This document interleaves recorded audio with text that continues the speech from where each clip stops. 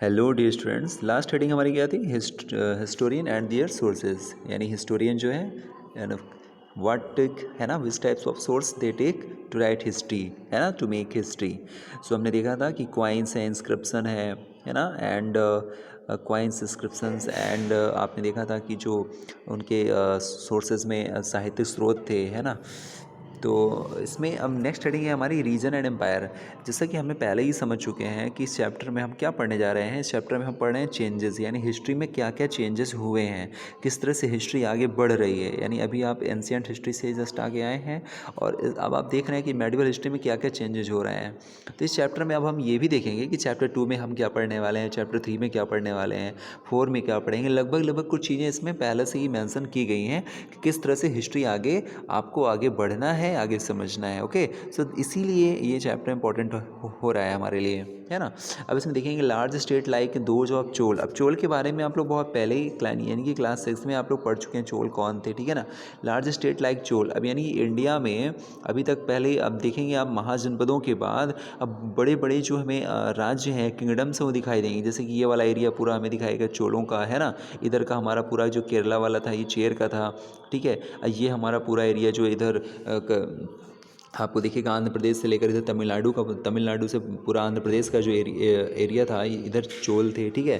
तो इस तरह से हमने चैप्टर 2 में हमें इसके बारे में अच्छे से समझेंगे। इसके बाद तुगलक पढ़ेंगे। तुगलक हम उसके जस्ट चैप्टर 3 में पढ़ने वाले हैं। तुगलक में हम बहुत सारे कौन से दिल्ली सल्तनत पढ़ेंगे। दिल्ली सल्तनत में हम देखेंगे कि सबसे पहले किनका नाम आपने सुना भी होगा, कुतुबुद्दीन ऐबक का नाम, जिन्होंने क्या बनाया था, कुतुब मीनार बनवाया था, ठीक है। कुतुब मीनार की नींव रखी थी, है ना। फर्स्ट आप कह सकते हैं कि इस्टेब्लिश किसके द्वारा किया गया था, तो कुतुबुद्दीन ऐबक के द्वारा। फिर इल्तुतमिश का रजिया सुल्तान का नाम आपने सुना होगा, है ना। तो ये सब हमें चैप्टर 3 में पढ़ना है। इसके बाद अगर हम बात करें तो इसमें हम ये पढ़ने वाले हैं कि रीजन एंड एम्पायर। रीजन मतलब एरिया, क्षेत्र, और एम्पायर मतलब साम्राज्य। एम्पायर का मतलब क्या होगा यहाँ पे, साम्राज्य, यानी कि राज्य।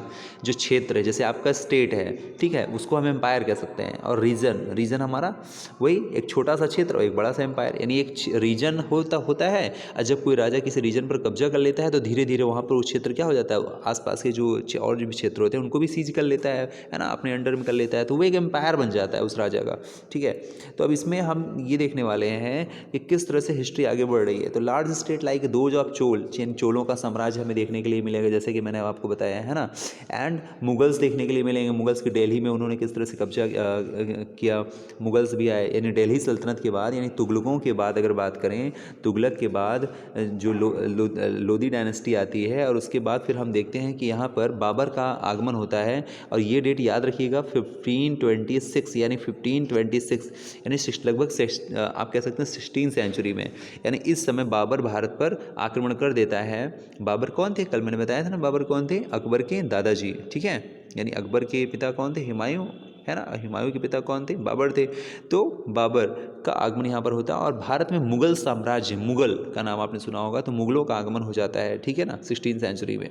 तो इन कंफास्ड मैनी रीजन, इन्होंने अपने क्षेत्रों को बहुत ज़्यादा जीत लिया था। यानी इन्होंने अपना जो क्षेत्र था बहुत बड़ा कर लिया था। यानी अभी भारत में आप देख रहे हैं कि छोटे छोटे रीजन पर, है ना, छोटे छोटे रीजन पर। लेकिन जब ये शासक आ रहे हैं, यानी मेडिवल हिस्ट्री में हम देख रहे हैं कि बात करें तुगलकों की, दिल्ली सल्तनत की बात करें, मुगल डायनेस्टी की, है ना, मुगल काल की, तो यहाँ पर ये साम्राज्य बढ़ा रहे हैं। यानी पूरे भारत पर इनका कब्जा लगभग ही करने का प्रयास करते हैं, ठीक है। क्योंकि टेक्नोलॉजी ने भी डेवलप कर गई थी और टेक्नोलॉजी के साथ साथ में और भी बहुत सारी चीज़ें हैं। तो इस तरह से आप देख रहे हैं कि वो अपने एरिया को बढ़ाते जा रहे हैं।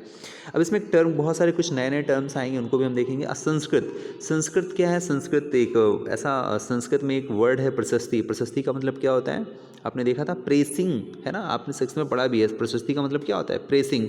प्रेसिंग द दिल्ली सुल्तान गियासुद्दीन बलबन। यानी जब आप अगला चैप्टर पढ़ेंगे उसमें, तो गियासुद्दीन बलबन का नाम भी आप पढ़ेंगे उसमें।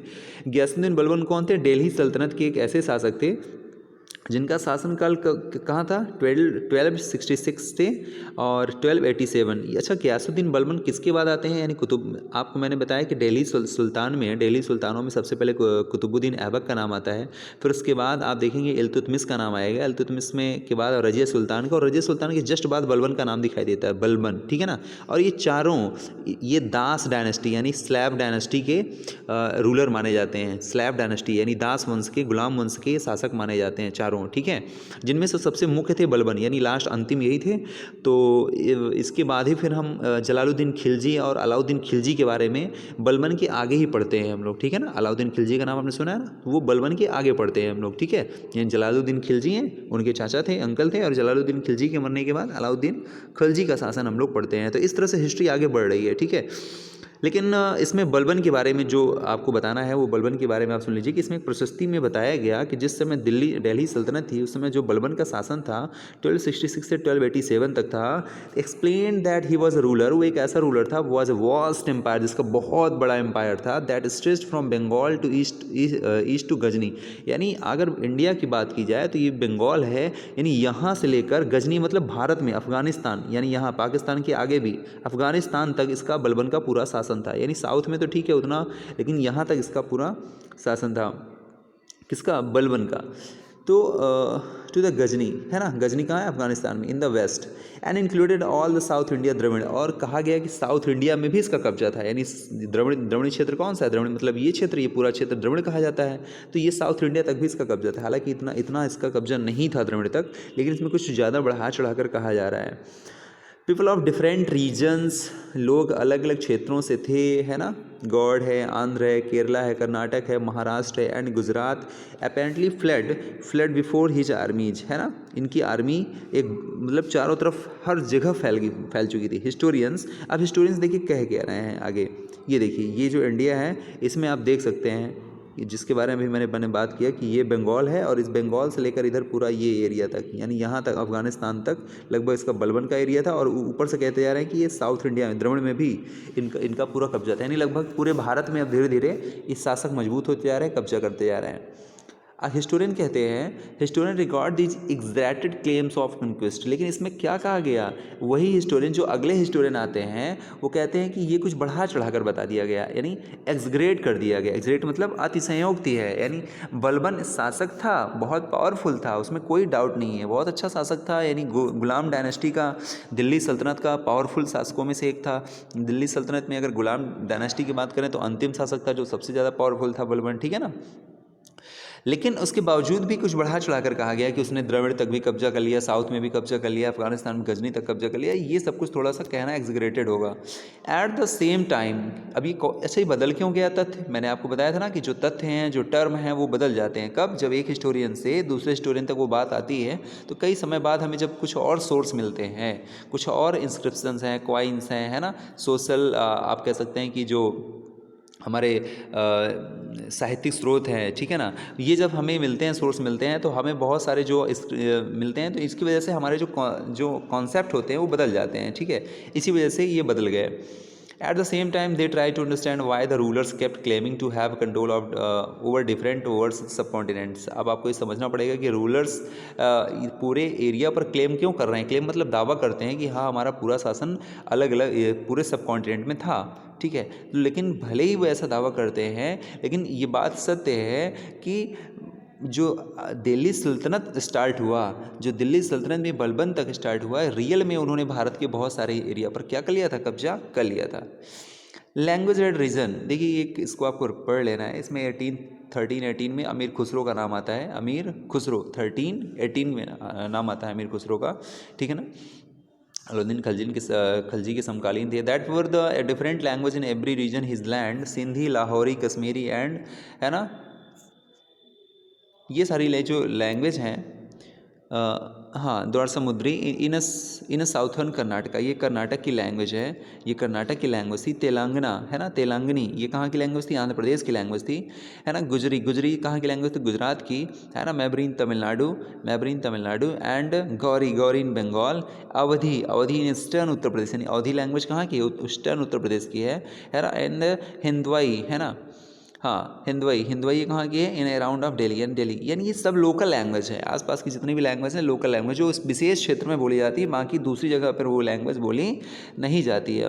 ये अमीर खुसरो बताते हैं, ठीक है ना। अमीर खुसरो कहते हैं वेंट ऑन गए to explain their contrast to these languages, इन लैंग्वेजेस का उन्होंने अंतर बताया। देयर वर संस्कृत, लेकिन इनमें जो संस्कृत लैंग्वेज थी, यानी हर लैंग्वेज तो आपको मिल गई इसमें, लेकिन जो इसमें संस्कृत लैंग्वेज थी which is not belong to the any religion, लेकिन संस्कृत एक ऐसी लैंग्वेज है जो इंडिया के किसी भी रिलीजन पर मैच नहीं करती है कि वो किसी पर्टिकुलर एक स्टेट पर मैच करे, ठीक है ना। ऐसी ऐसी language, it was the old language, लेकिन सबसे पुरानी लैंग्वेज भी है। And common people do not know it, only ब्राह्मण डू। और कहा गया कि जो कॉमन पीपल है यानी आम लोग हैं वो संस्कृत को जानते भी नहीं, केवल ब्राह्मण इस चीज़ को जानते हैं। ठीक है, तो इसको भी आप थोड़ा सा पढ़ लेंगे। Make a list of the language mentioned by Amir Khusrau. अमीर खुसरो एक पोएट थे, इन 1318 में इनका नाम आता है। तो अमीर खुसरो एक पोएट है, इनको आपको पढ़ लेना है, समझ लेना है।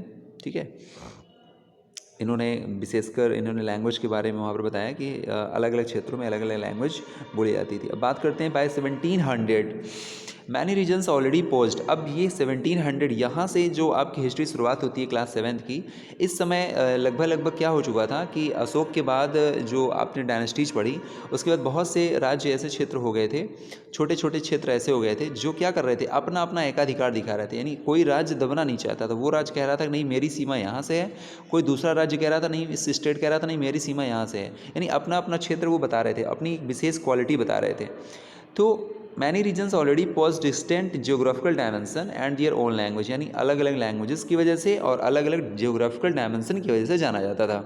जियोग्राफिकल डायमेंशन क्या है, जैसे उत्तर प्रदेश का इलाका था, यूनाइटेड प्रोविंसेस जो था आपका प्लेन एरिया था पूरा। ठीक है, अगर मध्य प्रदेश की बात करें तो यहाँ पर आप देखेंगे बहुत सारे आपको प्लेटूज मिल जाएंगे। ठीक है, इस तरह से बहुत सारे एरियाज अलग अलग कैरेक्टरिस्टिक्स उसमें थी, लैंग्वेज थी, कल्चर था, कल्चर भी अलग अलग आपको अलग अलग एरिया पे भारत में मिलेगा। You will learn more about these in chapter 9, और चैप्टर 9 में ये सब चीज़ें हम पढ़ेंगे। देखिए मैं बताया था ना कि हम क्या समझ रहे हैं इस चैप्टर में, हम ये देख रहे हैं कि हर चैप्टर में पढ़ना गया है। They were also associated with the specific ruling dynasty, अलग अलग ये जितने भी कैरेक्टरिस्टिक्स हैं ये अलग अलग डायनेस्टी से बिलोंग करते हैं। There were considerable conflict between these state, और जितने भी स्टेट हैं इनमें आपस में विवाद होता रहा। जैसे कोई महाराष्ट्र है, महाराष्ट्र में मराठा है तो वो इधर कर्नाटक में है ना युद्ध करने आ रहे हैं, है ना तमिलनाडु में युद्ध करने आ रहे हैं, यानी अलग अलग क्षेत्रों में इनके बीच में कॉन्फ्लिक्ट हमेशा चलता रहता था। Occasionally the dynasties like the Chola, Khalji, Tughlaq and Mughals, याद रखिएगा इनका नाम, चोल, खलजी, तुगलक और मुगल्स, यही एक चार ऐसे थे were able to build the an empire, जिनके शासन में सबसे ज़्यादा इन्होंने अपना साम्राज्य भारत में फैला रखा था। पहले तो चोल थे, उन्होंने अपना साम्राज्य पूरे यहाँ तक फैला रखा था पूरा। ठीक है ना, पहले उत्पत्ति उनकी ही तमिलनाडु से होती है, उनका जो डेवलपमेंट होता है वो तमिलनाडु से डेवलप करते हैं, ग्रो करते हैं। बट दे हैव, उन्होंने क्या कर लिया था, they have stretch there kingdom, उन्होंने अपने राज्य का प्रसार कर लिया था, है ना। एंड खलजी, खलजी में अलाउद्दीन खलजी का नाम आपने सुना होगा, है ना। उसके समय में भी दिल्ली सल्तनत में काफ़ी, है ना, अलाउद्दीन खलजी के समय भी उसने लगभग साउथ तक उसने अपना विस्तार किया हुआ था। तुगलक, मुगल के बारे में पढ़ते हैं, मुगल तो पूरे भारत में लगभग कब्जा कर ही लिए थे, है ना। मुगलों का पूरे भारत में कब्जा लगभग पूरे भारत में लगभग उनका कब्जा हो गया था जब औरंगजेब के समय पढ़ते हैं। हालांकि औरंगजेब के बाद फिर धीरे धीरे मुगलों का जो शासन था वो धीरे धीरे डाउन हो जाता है। ठीक है ना, जो राजा थे इतने योग्य नहीं थे और धीरे धीरे वो अपनी सत्ता हर जगह से खोने लगते हैं। लेकिन औरंगजेब तक, बाबर से लेकर औरंगजेब तक इनका शासनकाल बहुत अच्छा चलता है। तो ये जितने भी हम इस 4 डायनेस्टीज पढ़ रहे हैं ना, चोल, खलजी, तुगलक और मुगल, मैंने कल बताया था डायनेस्टी का मतलब क्या होता है, राजवंश। Were able to build an empire that was a pan regional, इनको क्या कहा गया, पान रीजनल, यानी बड़े बड़े क्षेत्रों वाले साम्राज्य, डायनेस्टी जिनको कहा गया। पान रीजन का मतलब ये होता है कि ये छोटे मोटे रीजन के नहीं, एक बहुत बड़े रीजन के क्या थे, सरताज थे वहाँ पर, बहुत बड़ा इनका साम्राज्य वहाँ फैला था। Pan regional, spanning the diverse region, अलग अलग क्षेत्रों पर ये इनका कब्जा था, इसलिए इनको पान रीजनल बोला जाता है। Not all these empires equally stable और success compare, for example table 1। हाँ, नेक्स्ट टेबल में हम देखेंगे चैप्टर 3 और 4 में इनके बारे में अच्छे से हम लोग पढ़ सकते हैं।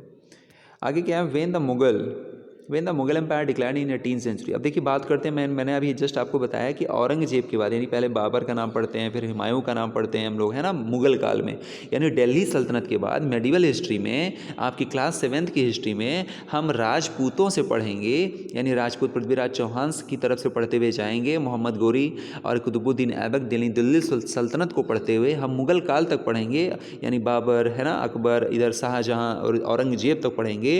यहाँ तक हम मुगल काल पढ़ते हैं, और इसी में हम ये भी पढ़ेंगे कि मुगल काल का जो अंतिम पावरफुल शासक था वो औरंगजेब था। यानी औरंगजेब के बाद मुगल काल में और भी शासक हुए हैं, लेकिन वो इतने पावरफुल नहीं थे, जिसका कारण ये हुआ कि जितने भी पूरा भारत जहाँ पर मुगलों का शासन था वो छोटे छोटे भागों में बट गया। ठीक है ना, छोटे छोटे भागों में बट गया, यानी जितने भी रीजन में अलग अलग जो सूबेदार थे उन्होंने अपने अपने आप को राजा घोषित कर दिया। किसके बाद भाई, औरंगजेब के बाद, क्योंकि औरंगजेब जब तक था तब तक पूरे भारत पर मुगल का शासन था, ठीक है ना। लेकिन जैसे ही औरंगजेब की मृत्यु होती है तो होता क्या है कि जो छोटे छोटे राज्य थे, जैसे बंगाल है ना, इधर आपका महाराष्ट्र है, इधर आपका मद्रास है, इधर आपका यूनाइटेड प्रोविंसेस एरिया था, तो ये जितने भी एरिया थे इन्होंने सबने अपने अपने आप को राजा घोषित कर दिया। बोले कि नहीं, ये हमारा छोटा सा देश है, यानी एक ही देश के अंदर कई छोटे छोटे देश बनाने की कोशिश कर रहे थे, बोल रहे थे कि हम अपने क्षेत्र के यहाँ के राजा हैं। तो इस तरह से मुगलों का पतन हो जाता है, ठीक है ना, मुगल आपस में बढ़ जाते हैं। तो क्या हुआ 18th सेंचुरी में कि टू द री इमर्जेंस ऑफ रीजनल स्टेट्स, ये 1750 तक हिस्ट्री पढ़ते हैं हम लोग, है ना, मुगल काल में, यही है आपका 18th सेंचुरी, उसी की बात कर रहा है। But years of imperial pan regional rule had altered the character of region, यानी पान रीजन जो बड़े बड़े क्षेत्र थे, इनमें क्या हुआ था कि इनकी जो रूपरेखा थी वो छोटे छोटे एरियाज पर भी दिखती थी। Across most of the subcontinent the region, across most of the subcontinent region, अगर हम बात करें इनके अक्रॉस जाने की, तो regions were left with the legacy of the big and small states, यानी बहुत सारे स्टेट ऐसे थे यहाँ पर जहाँ पर कुछ लोग आए रहे और अपनी विरासत छोड़कर यहाँ से चले गए, and had ruled over them, और यहाँ पर उन्होंने शासन किया। This was apparent in the emergence of many distant and share tradition, ठीक है ना, इमरजेंस ऑफ मैनी, यानी डिस्टेंट मतलब बहुत सारे नए नए राज्य, मुगलों के बाद हमें बहुत सारे छोटे छोटे बहुत सारे नए नए राज्यों का उदय देखने के लिए मिलता है।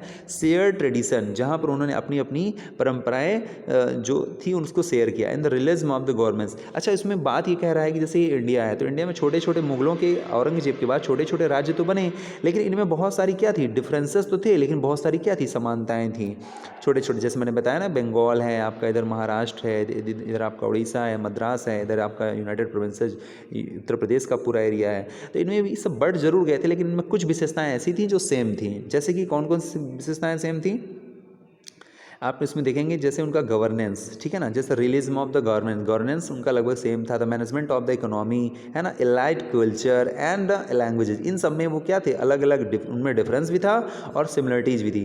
Through the thousands year between 700 and 1750 the character of different region did not grow in isolation, ठीक है। These regions felt that impact of larger pan-regional forces of integration without ever quite losing their distinction, यानी आपने देखा था कि these regions felt, यानी जितने भी छोटे छोटे क्षेत्र थे, ये इनका लार्ज जो बड़े बड़े क्षेत्र थे उनका प्रभाव इन पर पड़ा, जरूर पड़ा, है ना, फोर्सेस ऑफ इंटीग्रेशन, अपने आप को इंटीग्रेट करने का, एकीकरण का, विदाउट ईवर क्वाइट लूजिंग दियर डिसीजन, यानी अपनी छोटी छोटी जो उनकी पहचान थी उसको खोने के बावजूद भी ये कहीं ना कहीं कुछ मामलों में क्या थे, लगभग एक थे।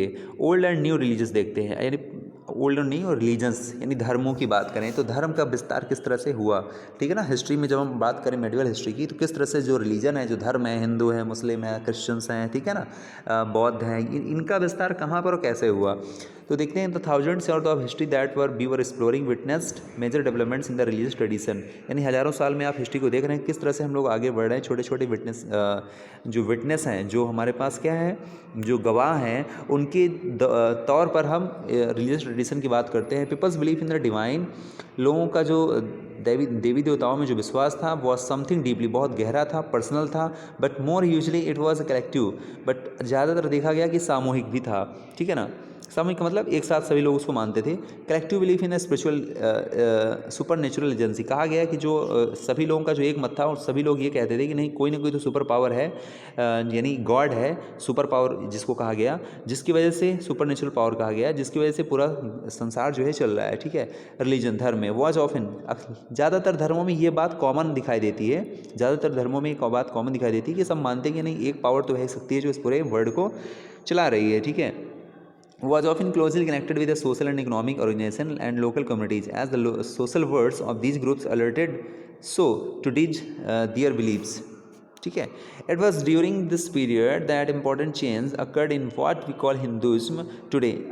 इंपॉर्टेंट इसमें ये था कि उस समय के दौरान जब आप इसमें चेंजेस हुए, जिसको हम आज हिंदुइज्म कहते हैं, हिंदुस्तान कहते हैं, इनमें बहुत सारे चेंजेस हुए थे, ठीक है ना।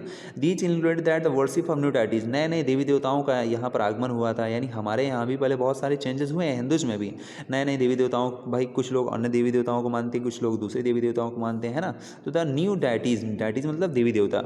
Construction of of temples, temples का अलग अलग कंस्ट्रक्शन होना, कोई शिव की पूजा कर रहा है, कोई विष्णु की पूजा कर रहा है, by the royalty and the growing importance of ब्राह्मण। और सबसे ज़्यादा इंपॉर्टेंट उस समय ये हो गया था कि हिंदुज़म में ब्राह्मणों का जो इंपॉर्टेंस था वो सबसे अधिक बढ़ गया था, ठीक है ना। क्योंकि माना जाता था कि ये क्या कराते हैं, गॉड की पूजा कराते हैं, जो कुछ भी कराना है वो ब्राह्मण के थ्रू ही होता था। इस वजह से इनका इंपॉर्टेंस बहुत बढ़ गया था। जैसे द प्रीस्ट, जैसे जो पुरोहित होते थे यानी जो पूजा पाठ कराते थे, as a dominant groups in the society में ये डोमिनेंट यानी शासन के तौर पे, यानी कि कहा जाए कि अगर सोसाइटी में सबसे उच्च वर्ग माना जाता था तो ब्राह्मणों को माना जाता था, और कहा जाता था कि एक तरह से डोमिनेट करते थे सोसाइटी को, ठीक है, यानी राजा तक भी इनकी बात को टालते नहीं थे, इस तरह से कह सकते हैं आप। दिए knowledge of Sanskrit text, reason क्या था कि जो संस्कृत में जो उनका नॉलेज था, अर्नड ब्राह्मण से lot respect in the society में सबसे ज़्यादा रिस्पेक्ट इन्होंने गेन कर लिया। इंपॉर्टेंट ये था कि तो कॉमन पीपल थे दैट वर नॉट लिटरेट, या कह सकते हैं that were not educated with the Sanskrit language, that were not familiar with the Sanskrit language, and they think that this is the tough language, so they were unable to understand, ठीक है ना। तो उनके लिए उनको लग रहा था कि this is the different language and we can not learn easily, so they have not focused in this language. तो रीजन क्या हुआ, रिजल्ट ये हुआ कि सम ब्राह्मण्स है ना, some Brahmans started to learn the Sanskrit language, and when they have learn the Sanskrit language so they were supposed as a superior than, है ना, सुपीरियर दैन द अदर आप कह सकते हैं कि अदर कास्ट। तो इस तरह से हम ये कह सकते हैं इसमें कि जो ब्राह्मणों का जो रोल था वो संस्कृत पढ़ लेने मात्र से वो हम सोसाइटी में क्या है, एक बड़ा स्थान पाते हैं, ठीक है ना। Their knowledge of Sanskrit earn the Brahmans lot of respect in the society, their dominant position was consolidated by the support of their patrons, ठीक है ना। Their dominant position was consolidated by the support of their patrons, a new ruler searching for the prestige, यानी जो भी नया राजा होता था उसको एक प्रेस्टीज की जरूरत तो होती थी, है ना, पुरोहित की जरूरत तो होती ही थी, ठीक है ना, सम्मान की प्रतिष्ठा की जरूरत तो होती ही थी। तो उनके संरक्षण में ये लोग रहते थे, ठीक है ना, इसीलिए इनका जो वर्चस्व था और भी अच्छा था। अब पैटर्न के बारे में यहाँ से पढ़ लेंगे कि पैटर्न मीन्स क्या होता है। पैटर्न मतलब होता है संरक्षण। क्या होता है, संरक्षण। जैसे कोई राजा है, वो राजा अब अगर किसी को संरक्षण दे देता था कि ये व्यक्ति मेरे संरक्षित में है, तो फिर उस व्यक्ति का कोई कुछ कर नहीं सकता है ना। ये देखिए, इसमें देख लीजिए, wealthy individual and who supports an other person and artist craft person land, यानी राजा जिसके ऊपर भी हाथ रख देता था वो आप कह सकते हैं कि patterns. One of the major development, सबसे बड़ा इसमें डेवलपमेंट और क्या हुआ, this period was the emergence of the idea of bhakti. अच्छा, इस समय पे जो मिडिवल हिस्ट्री है इसमें हम आइडिया ऑफ भक्ति के बारे में भी अब चैप्टर 8 या चैप्टर 9 में है, 8 या 9 में बहुत ज़्यादा हम पढ़ेंगे इसके बारे में कि आइडिया ऑफ भक्ति, यानी लोगों में भक्ति का मतलब एक कह सकते हैं ना कि भक्ति का भूत आ गया था, यानी लोग हर घर में लोग पूजा करने लगे थे, पूजा पाठ शुरू हो गई थी। Of loving a personal right, सबका अपना अपना देवता था और उसको मानते थे कि that devotees could reach without the aid of priest और एलाबोरेट रिचुअल्स। कहते थे कि अगर हमें, अच्छा इतना भी हो गया था कि वो ये समझने लगे थे कि भगवान की अगर पूजा करनी तो जरूरी नहीं कि जब कोई ब्राह्मण ही पूजा कराएगा तभी में भगवान मिलेंगे, यानी सबके पर्सनल डाइटी थे। और उनका मानना ये था कि हम बिना प्रीस्ट की सहायता से, बिना पुरोहित की सहायता से, बिना कोई धर्म कांड किए हम अपने डिवोटी की क्या कर सकते हैं, पूजा कर सकते हैं, हम उन तक पहुंच सकते हैं। You will be learning about this other tradition chapter 8। ये सब चीज़ें आप चैप्टर 8 में पढ़ लेंगे, आप परेशान मत होइए, ठीक है। केवल थोड़ा समझते जाइए कि क्या क्या हमने सीखा, क्या क्या हमें पढ़ना है। This was also the period when the new religion appeared. अब देखिए यहाँ पे एक नए धर्मों का, आपकी बुक के अकॉर्डिंग मैं बात कर रहा हूँ। This was also period when new religions appeared in the sub continent. इस सब कॉन्टिनेंट, इस सब कॉन्टिनेंट का मतलब कल बताया था ना, यानी भारत के अलावा भी जो क्षेत्र हैं, श्रीलंका है, बांग्लादेश है, इधर पाकिस्तान है, अफगानिस्तान है, ठीक है, नेपाल है, भूटान है, म्यांमार है, ये सारे देश पूरा एक सब कॉन्टिनेंट कहा जाता था। इसको इंडियन सब कॉन्टिनेंट कहा गया। इंडियन सब कॉन्टिनेंट इसलिए कहा गया क्योंकि इंडिया ही सबसे बड़ा था, इसमें सबसे ज़्यादा एरिया गेन किए हुए था, इसीलिए इसको इंडियन सब कॉन्टिनेंट कहा गया। तो fear in the sub continent merchants and migrants, यानी जो व्यापारी थे और जो इधर उधर आने जाने वाले माइग्रेंट्स थे, जो एक स्थान पर रुकते नहीं हैं, कभी यहाँ कभी वहाँ, उन्हें माइग्रेंट्स कहा गया। First brought the teaching of holy Quran, उन्हें सबसे पहले क्या लाए, teaching of the holy Quran, यानी पवित्र कुरान टू इंडिया। भारत में कुरान नहीं था, ठीक है ना, कुरान कहाँ से लाए, भारत में लाया गया कुरान। कुरान कौन थी मैं आपको बता दूं, होली कुरान, यानी पवित्र पुस्तक है, किस कम्युनिटी की, मुस्लिम कम्युनिटी की। The holy Quran to India in the 7th century, यानी 7th सेंचुरी के आसपास ही यहाँ पर क्या मुस्लिमों का यहाँ पर वर्चस्व देखने के लिए मिलेगा आपको, ठीक है ना, क्योंकि यहाँ पर अब कुरान आ चुकी है। Muslims regard the Quran as their holy book, यानी मुस्लिम्स कुरान को अपनी होली बुक समझते हैं। जैसे आप लोग गीता को समझते हैं, जो हिंदू हैं उनके लिए गीता पवित्र मानी जाती है, जो क्रिश्चियंस हैं उनके लिए बाइबल पवित्र मानी जाती है, इस तरह से, ठीक है। And accept the sovereignty holy book and accept, और उन्हें एक्सेप्ट की the sovereignty of the one God. इन्होंने कहा कि नहीं एक गॉड होता है। उन्होंने कहा कि जो मुस्लिम आए वो बोले कि नहीं एक गॉड होता है, उसकी संप्रभुता को स्वीकार करते हैं ये लोग कि नहीं उसी के अधीन है, वो चाहे तो जो कुछ भी हो सकता है, उसी को हम सोवरेंटी बोलते हैं, मतलब संप्रभुता, शक्ति।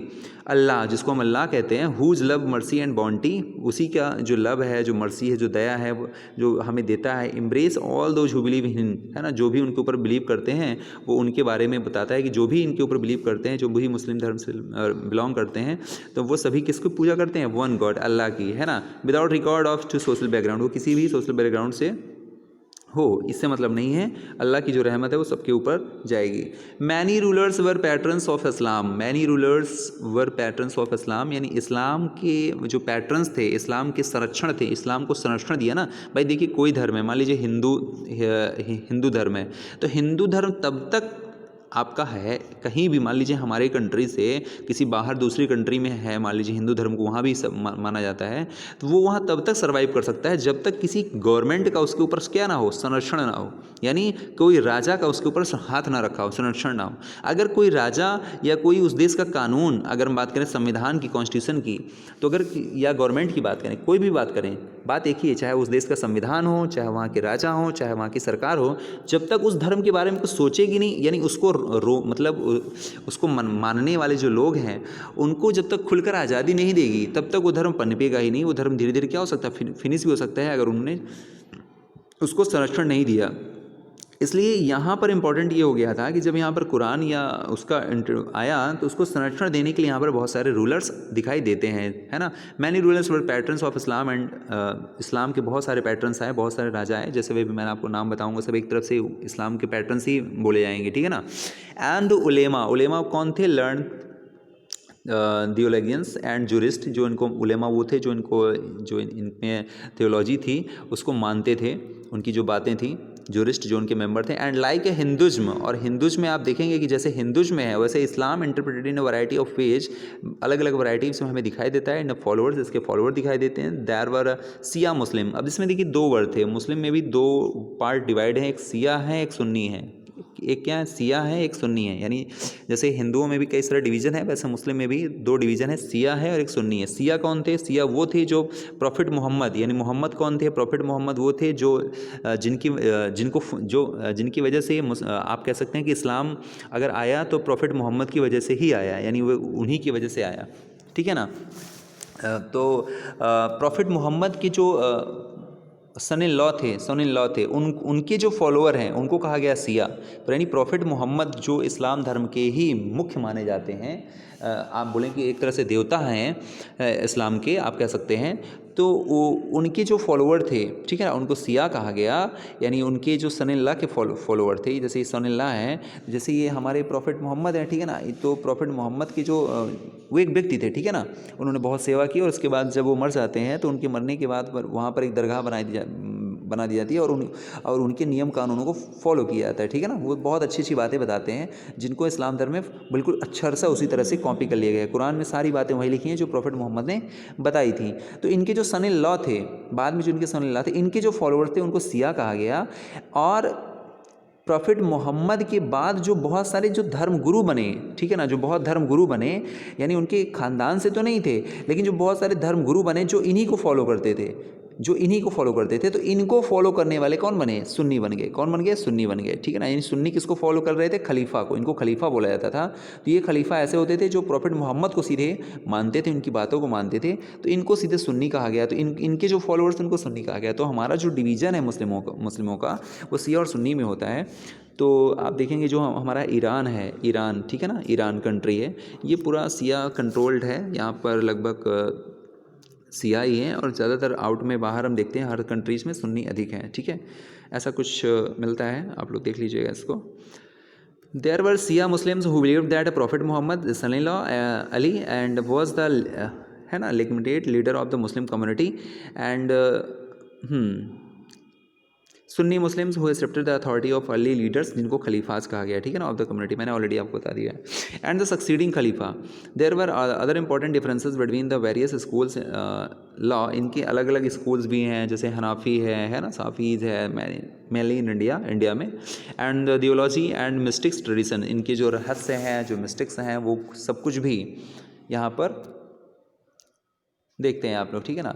नेक्स्ट हेडिंग है हमारी thinking about the time and historical periods. अब देखेंगे इसमें जो हिस्टोरियन है उनकी थिंकिंग क्या है। Historian do not see the time just as a passing of our day और ईयर्स एज अ क्लॉक और कैलेंडर। हिस्टोरियन जो होते हैं, जो हिस्टोरियन जो हिस्ट्री राइट करते हैं, वो ये नहीं देखते हैं कि अच्छा 1 घंटे ही निकल गए, आज का दिन निकल गया, 1 साल बाद चलो हिस्ट्री फिर से लिख देते हैं, ऐसा कुछ नहीं देखते हैं। वो क्या देखते हैं, चेंजेस क्या देखते हैं। Time also reflects the change in the social and economic organisation. जो समय है वो क्या परिवर्तन लाता है, सोशल और इकोनॉमिक परिवर्तन लाता है। इन्हीं पर फोकस करते हैं हिस्टोरियंस, है ना, कि कैसे हमारा समाज बदल गया। In the persistence and transform the ideas and beliefs, ये देखते हैं कि बिलीव्स किस तरह से। The study of time is made of somewhat easier by the dividing the past into large segments periods and possess shared characteristics। यानी periods देखते हैं किस तरह से, आज का पीरियड कुछ और है, उसके बाद कुछ सालों बाद पीरियड और है ना, ये सब चीज़ देते हैं। ऐसा नहीं कि साल 2 साल में हिस्ट्री बदल जाती है, ऐसा कुछ नहीं है। तो नेक्स्ट है in the middle 19th century, जब 19th सेंचुरी, अब देखिए 19th सेंचुरी में यानी बहुत आगे आप लोग आ गए हैं 19th सेंचुरी, यानी कि आप लोग क्लास 8th वाली मॉडर्न हिस्ट्री की बात की जाएगी अब यहाँ पर, ठीक है ना। क्लास 8th की जो मॉडर्न हिस्ट्री है उसके बारे में आपसे थोड़ा सा यहाँ बात की जा रही है। In the middle of the 19th century British historian divided history of the India into 3 periods. यानी जो ब्रिटिश अंग्रेज आए उन्होंने हिस्ट्री को किस पार्ट में बांट दिया, हिंदू में बांट दिया, मुस्लिम में बांट दिया और ब्रिटिश में बांट दिया। यानी कि उन्होंने कहा कि जो पहले हिस्ट्री थी, जिसको आप एंशियंट हिस्ट्री पढ़े हो ना, वो कह रहे थे एंशियंट हिस्ट्री नहीं है ये, वो तो हिंदू हिस्ट्री है। और जो आप मेडिवल हिस्ट्री पढ़ रहे हैं वो कह रहे हैं कि मुस्लिम हिस्ट्री है, और जो आगे आप मॉडर्न हिस्ट्री पढ़ोगे ब्रिटिश हिस्ट्री है। तो उन्होंने डिवाइड किया किसके अकॉर्डिंग, रूलर्स के अकॉर्डिंग डिवाइड कर दिया। लेकिन सोचने वाली बात, समझने वाली बात यह है कि जिस समय हिंदू शासक रहे होंगे, क्या उस समय मुस्लिम शासक नहीं रहे होंगे, मुस्लिम नहीं रहे होंगे, उनके भी तो आपस में कल्चर रहे होंगे। और जिस समय मुस्लिम शासक थे तो क्या उस समय हिंदू शासक नहीं रहे होंगे, हिंदू शासक भी रहे होंगे। ये बात अलग है कि किसी का वर्चस्व अधिक था। और जिस समय ब्रिटिश है यहाँ पर, तो क्या ब्रिटिश ही है यहाँ पर, क्या और भी इंडिया में हिस्ट्री नहीं है।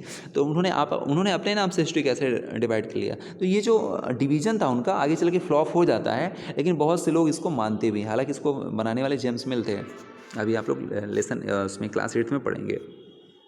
तो दिस डिवीज़न, देखिए वही चीज़ है जो मैं बताया हूँ, वही इस पे आगे दिया है। This division was based on the idea that religion of the rulers. यानी जितने जो रूलर्स थे ना, उनके जो धर्म थे उसके अकॉर्डिंग बांट दिए। यानी पहले जो रूलर्स थे एंशियंट हिस्ट्री में, वो ज़्यादातर जैसे अशोक है और इन सब चीज़ों के बारे में आप लोग पढ़ते हैं, चंद्रगुप्त मौर्य के बारे में, ये चूँकि हिंदू रिलीजन से बिलोंग करते हैं इसलिए उसको कह दिया कि हिंदू हिस्ट्री है। अब बताइए ऐसा भी होता है क्या।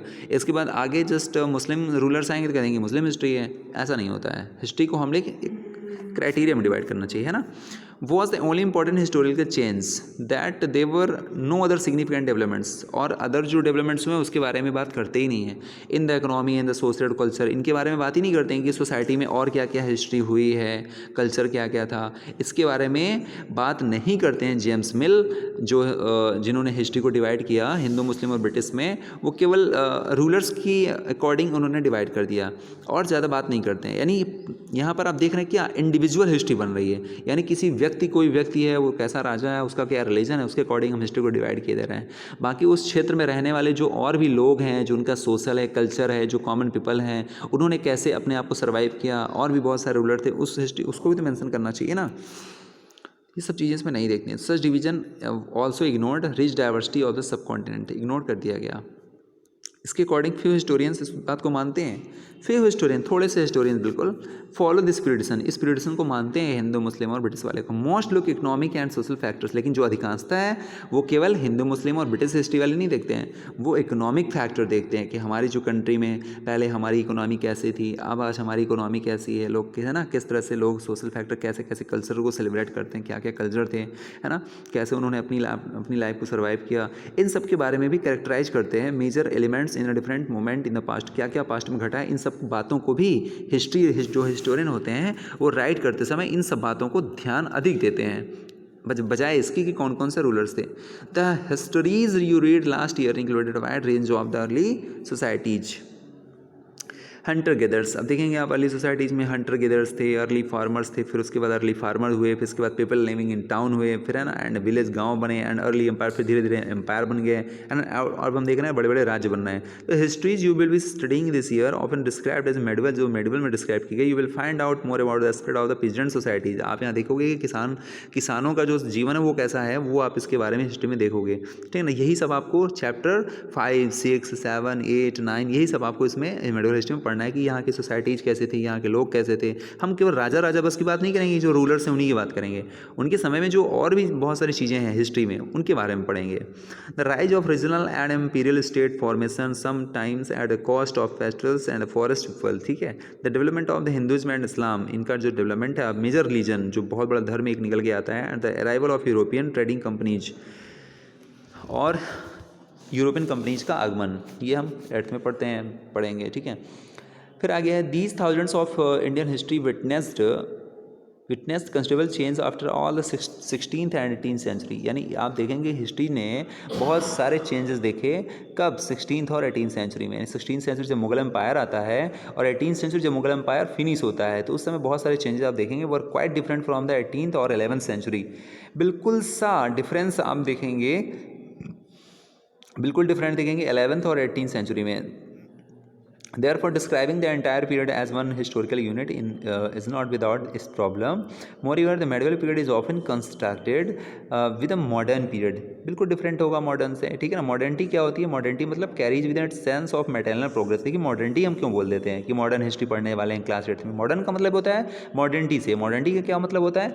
मटेरियल प्रोग्रेस, यानी बहुत कुछ हम प्रोग्रेस कर चुके थे, यानी इंटेलेक्चुअल प्रोग्रेस हमारी बहुत हो गई थी, इंटेलेक्चुअल एडवांसमेंट हमारा बहुत ज़्यादा हो गया था। यानी पहले हमारे पास दिमाग कम था, हम टेक्निक कम थी, फिर मेडिवल हिस्ट्री में आते थे कुछ टेक्निक्स आई, दिमाग बढ़ा, हमने कुछ और चीज़ों को जाना समझा, और मॉडर्न हिस्ट्री तक आते आते यानी 1750 के बाद आते आते हमने देखा कि बहुत सारे हमें चीज़ें मिल गई थी। क्यों? क्योंकि यूरोप में, उधर पूरे वर्ल्ड में बात करें तो यूरोप उधर बहुत ज़्यादा डेवलप हो चुका था, और यूरोप की जो डेवलप हुआ था वो ज़्यादातर हमारे इंडिया में भी आ रहे थे, ठीक है ना। तो उसका प्रभाव तो देखने के लिए पूरे वर्ल्ड में मिलेगा ही।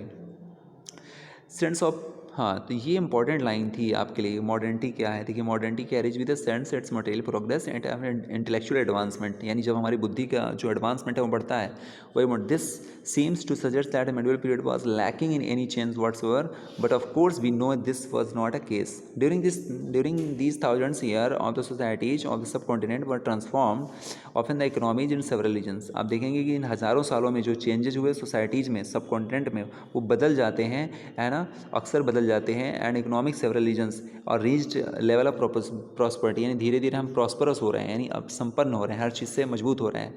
That attracted the interest of the European trading company, और ये यूरोपियन ट्रेडिंग कंपनी को क्या करती है? सब कुछ अट्रैक्ट करती है। अब इस अगले नेक्स्ट बुक में हम पढ़ेंगे।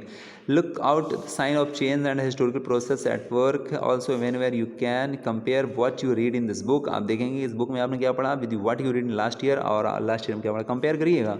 क्लास 6 की लास्ट ईयर में आपने क्या पढ़ा और यहाँ इस बुक में आप क्या क्या पढ़ने वाले। Look out the changes and continuous, ठीक है, ये सब चीज़ इसमें आप कंपेयर। तो इसमें मुझे लग रहा है चैप्टर फिनिश हो गया है ना, हाँ फिनिश हो गया है।